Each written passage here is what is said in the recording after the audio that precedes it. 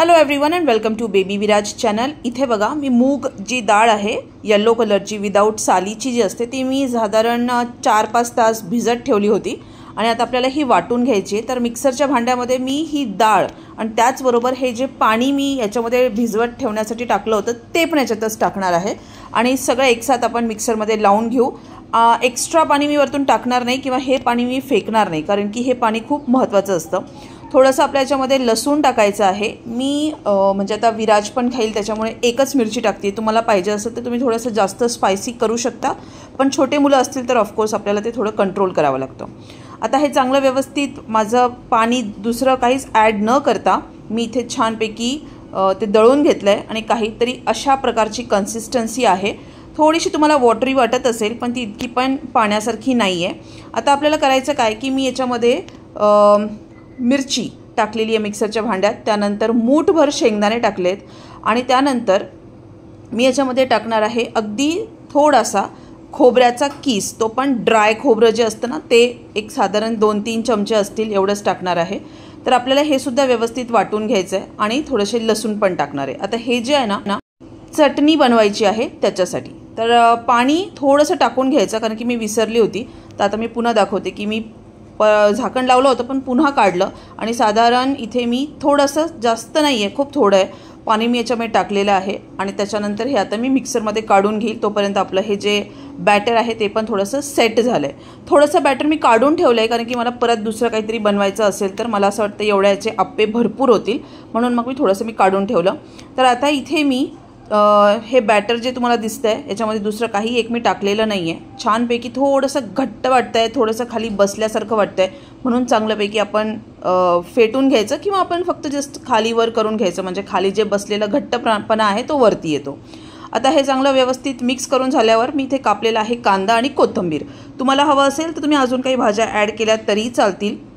मी फक्त एवढ्या याच्यातच 2च गोष्टी टाकणार आहे, खूप जास्त वेगळं काही मला करायचं नाही आहे। त्यामुळे सिंपल साधं आपल्याला आप्पे बनवायचे आहेत। काही न टाकता मी याच्यामध्ये कांदा आणि कोथिंबीर टाकणार आहे, बस थोडंसं आपण याच्यामध्ये मीठ टाकूया।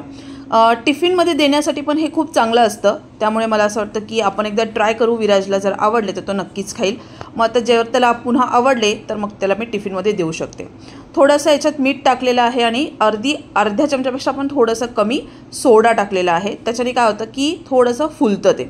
व्यवस्थित आपल्याला हे मिक्स करून घ्यायचं आहे। सोडा मीठ सगळं एक ठिकाणी टाकल्यामुळे सगळं चांगलं मिक्स झालं ना की मग कसं ते थोडंसं फ्लफी पण होतं आणि खारेपणा सगळीकडे स्प्रेड पण होतो, नाही तर मग एकाच ठिकाणी खूप जास्त खारट लागायला सुरुवात व्हायला नको, म्हणून मग मी हे व्यवस्थित मिक्स केलं। आता याला काही सेट करायची गरज नाही, काहीच नाही।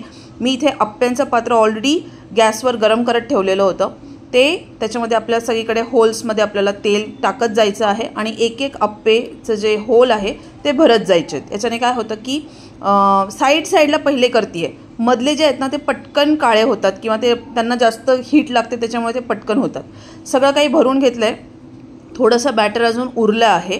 आता याच्यावर आपण झाकण ठेवू आणि एक 5-7 मिनटं फक्त, त्यानंतर आपण याला काढून घेऊ। खूप सॉफ्ट होतात हे, तांदळाच्या आप्प्यांसारखे नाही आहेत आणि होता पण लवकर त्या मानाने, पण तांदळाच्या आप्प्यांसारखे नाही, त्याच्यापेक्षाही खूप जास्त सॉफ्ट होतात।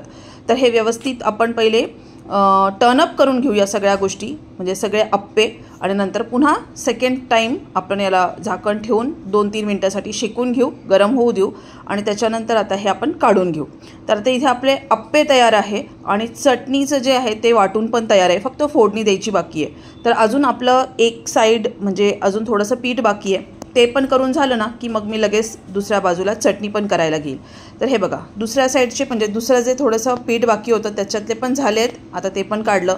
चटणीसाठी मी तेल गरम करत ठेवलं आहे, जिरे मोहरी टाकली आहे, छानपैकी गरम झाली, कढीपत्ता, आता गॅस बंद केला आणि चटणीचं जे वाटण होतं ते पण याच्यामध्ये टाकलेलं आहे।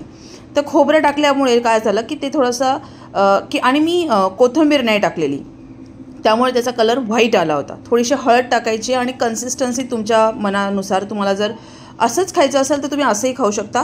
मी मात्र थोडंसं याला पाणी टाकलेलं आहे, कारण की थंड झालं की ते खूप घट्ट होतं, त्याच्यामुळे प्रॉपर चटणीसारखंच लागतं।